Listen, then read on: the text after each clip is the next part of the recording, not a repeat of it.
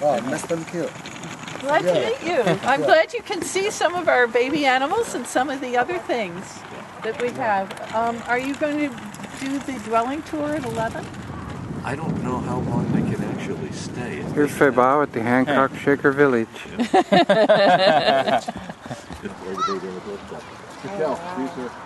Hi, nice to meet you. Yes.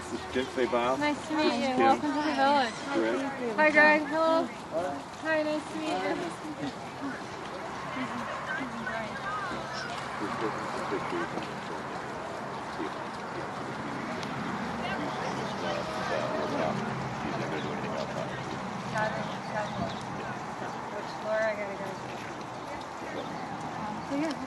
This is the woodworking shop. Originally, this shop was built as a cider press, and the remnants of the cider press are downstairs. You can see right here is a post. It's pretty good size. There's one here, and two metal plates. These were the frames for the cider press, and these were the augers to actually compress the apples to make the cider. In about 1935, the building was renovated somewhat and made into a tannery.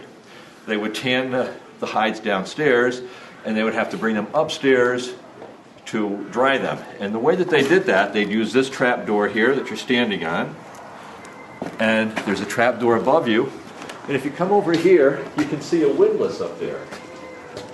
And with this wheel, they could turn this rope, a small rope, and somebody with 100 pounds pull could easily lift up a half a ton, bring it all the way up there through this box. And that's where they would dry the leather. Later it became into the woodworking shop, and downstairs is a blacksmith shop. We have an educational end of it over here. These are all non-shaker tools with the exception of the lathe. These are things that we use to show, to demonstrate. And that lathe is a treadle lathe. It is not functional, and it is original shaker, and we're not going to just rebuild it without making it as original as possible. But your foot would operate this lathe. It would turn the flywheel and turn the spindle, and this is how they would make chair legs, mallets, things like that. Now, to do it manually, like this, you don't want to take a big square piece of wood and start knocking off all the corners. So you would want to try to knock the wood down to make it roughly round, to make it easy as possible for turning on there. So to do that, let me grab a couple tools here. To do spending all the time and energy to round it off on the lathe, you would take start to round it off on here. And you could actually get your piece of wood fairly round real quick. It would save a lot of time rather than try to turn it by hand, by foot on the lathe. Now, this shaving horse is something that would be in every woodworker. Probably most farmers would have one. A draw knife and a shaving horse like this. Because not only for turning things down, you would use something like this to make trunnel pegs for a building, and that's the type of peg that would be used to hold the building together. I can show you what they look like in this building right here. Here, these are called trunnels, and they actually come from the word tree nail. So that is one of the things that this would be used for. You'd have hundreds of those in a barn like this, and that's the system for putting everything together, the mortise and tenon, and the trunnels like that. Now, the shaving horse, whereas if you were trying to do it with hammer and chisel and saw and everything else, it's a lot easier to make it right on there. So the shaving horse was, in its day, a very valuable tool. That's what was used. Much safer one, and with this, I can shave, and I just take little shavings on it. Okay, so I'm just using small pieces. Whereas with the draw knife, it's large. The draw knife, yeah. The draw knife, if I were to angle the draw knife too deep, I'm just going to take too much of it off. I can change the angle and not take anything off. Same as a chisel. So I can take wood a lot faster off, but it's rougher. I can bring this and smooth it out. Okay? But I'm getting tired of this, so somebody else got to try it.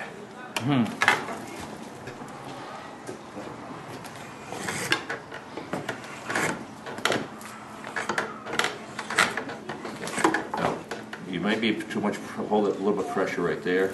How's that going? All right.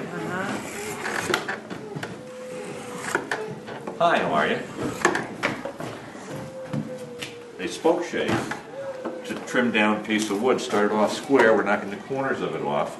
This is the type of thing that would be used for making trunnel pegs or axe handles or something like that. Now, inches. So I set it up at 4 inches and now at 2. And it's important when I'm doing this to do them both from the same side. Okay, because I want this to line up. Okay, and I have my other dimensions here. Okay, now in order to start my mortise, I'm going to take a boring machine like this, set this on. No, she doesn't. She doesn't Line that up. I just want it, it's not a full, I'm having a 2-inch mortise, and I have about a 1.5 inch bit. So I'll have room for doing that. Thank you, Steve. Yeah. And so what I'm going to do is sit on this, and this wheel I have to slide over, and then I'll turn this. Once it starts grabbing, the thing with an auger bit like this, it's got a screw in the bottom of it, so the amount of turns is going to set your depth. So once it starts to dig right there, I have 32 revolutions with this handle that I have to make. 1, 2, 3.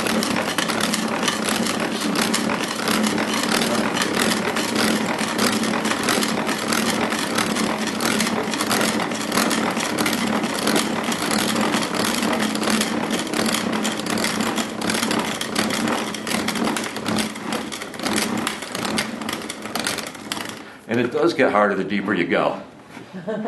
Now what I'm going to do is back it up a couple turns to get the auger, the screw tip out of it.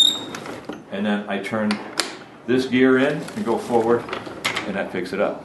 Wow.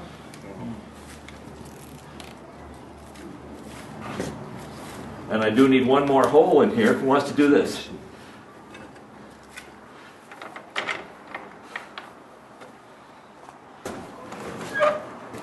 That's it. Now 32.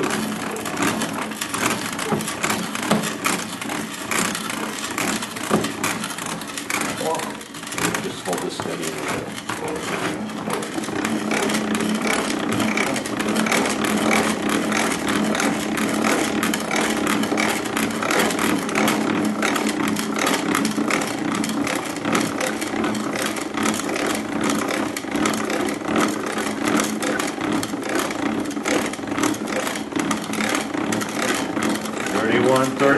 Good.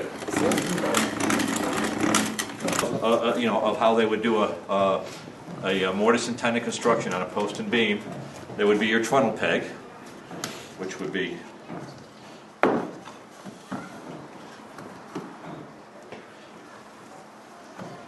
I did have it out this morning. Who's the guy with the muscles? Trunnel. They would not be round. There's a little taper to it, and they would have little edges on it, so it grabs better. Are they usually made out of locust, or could it be anything? They normally would be made out of hickory. Yeah, hickory would be a great wood for it. Some people believe make it out of the same wood as you're using, but hickory is probably one of the most common ones for it. Nice, good, straight grain wood, something that's strong. You don't want a piece of wood that's going to shrink a lot. Now, sometimes they used oak. It has a mortise and tenon in here, knee bracing. And this mortise fits in here. You see it has a little shelf on here. So when you put it in, it's not just the tenon supporting the weight. put it all the way through, put your trundle peg in. I'm not going to all the way yet because the knee bracing isn't in. And it'll prevent it from coming out. And this little shelf right here, this actually holds the weight. Okay? But in order to put it together, you would have to put your knee bracing in. There's the mortises in here, and the mortises here are put in at an angle. So that can fit in. They would put this together on the ground and then stand it up. Put this in. Now, there's no trundle peg in the brace. The brace like that is designed to prevent the building from tilting this way. Okay? You can see there's really nothing to prevent it from tilting that way because there's no pegs in there. You see what I'm saying? But what would actually hold it is the knee bracing on the other side. In other words, we have a knee bracing over there, and we have one here. And they're opposing each other. If you took one knee bracing out, took all of them out on this side, the building could tip that. Yeah. You gotta use a different flux though. Yeah. Over here. He's got the steel hot enough. Can I help you a little bit here, Steve? Sure. Okay.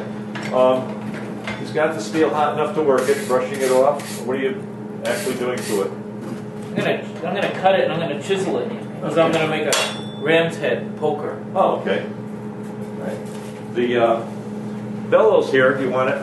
Oh, You ready for air? No, not yet. Okay. Yeah, okay, that's cool, All right. The bellows is a two-stage bellows. If I pull this, you can see the bottom of it going up, and it just puffs up the top of it. Now, if I were to use the bellows like in a fireplace, it goes. But with this, I can pump this up and then pump up the top of it, and it gives a good steady stream of air underneath there. In fact, I can stop and still have air for another couple minutes. Okay? A couple seconds, I should say. And I can adjust if I need more air pressure. I want it a little bit, more pounds per square inch. There's a weight on the top bellows. If I were to bring that out farther, then I'll get more pressure on it. Bring it in farther, I'll get less pressure, but a little bit more time with it. Steve has been a blacksmith here for a while. He introduced me to the place. I came through and saw him, and never forgave him for that. Hey. You trying to split that? And in their declining years, they donated all the steel, all the blacksmith tools and everything to support the war effort. A big need for iron back then. So nothing here is original as far as we know. This is where it was, and this is as close to what we can figure out.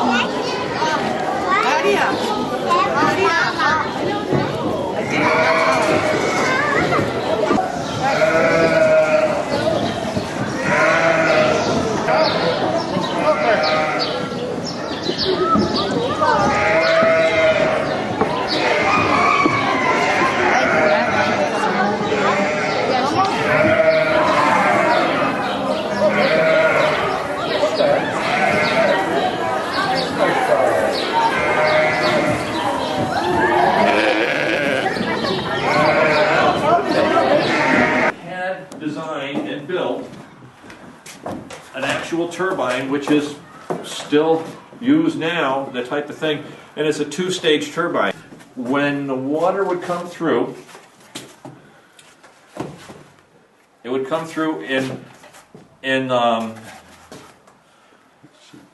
not all here, but the water would come through and it would hit these because it comes through at an angle, and it would hit these fins and make it turn in this direction.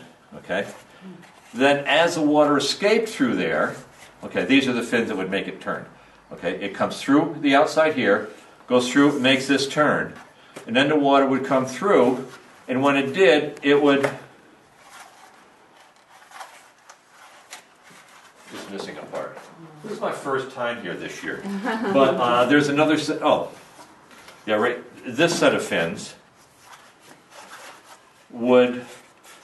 The water would come out the back here. These set would come out this way, and that would also make it turn. So you have water coming in, impulse. Water comes in this way, hits the flat fins, make this turn. As it goes out there, it comes back out at an angle and helps to make that turn. So it's a two-stage turbine system. Let's see how it works. It will make a lot of noise, so if you have any quick questions before I turn it on. Did the men and women both work in here? The men worked here, the women worked there. That door was shut. They normally didn't work, men and women never worked together in the Shaker Village. They did not normally work at the same time. And the reason is the water that came down was enough to operate this or the laundry. It couldn't operate both at the same time. Well, now, but I'm just going to give a quick demonstration on how it works a little bit. I'll send out an email. I'll open the valve down here. Here, this was with this trap door, so the women could open the valve. It's not, that valve is not working now, but that's so the women could open the valve and use that to wash the laundry. Use the machines.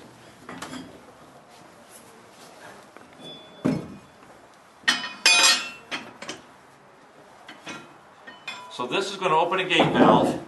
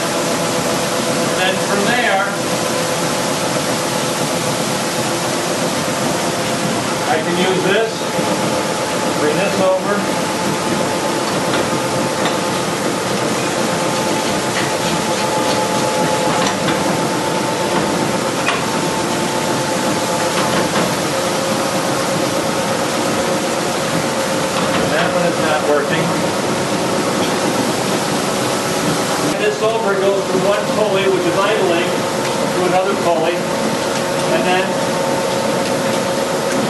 use it to as a lathe. It gives plenty of power to do spindle turning like this.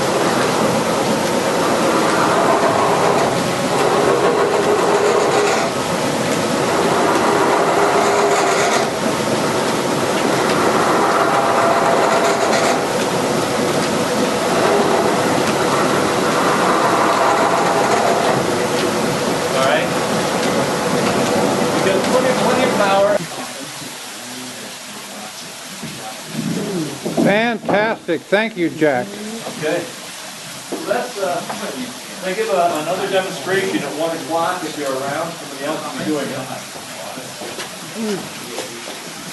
This is the first time this year, so fans will have to check into it. That's fun. Now, some of the other, this is another wood lathe that's not hooked up. You can see it's wood frame. Everything is wood on it. Instead of steel. They had some modern tools that it would still be modern. Over against the wall is called a rotary planer. If there's any woodworkers here, a planer normally has flat blades that spin. This works like kind of drill press, and it spins. So it takes wood a little bit rougher because it's going against the grain, but it does work. Any woodworkers here? Anybody know what a sliding table saw is? Okay. The Shakers actually had rollers. So you can set your piece of wood on here, and instead of sliding it on the table, you can set it on here, clamp it on here or whatever, and slide it through. This was the roof fence. Cool.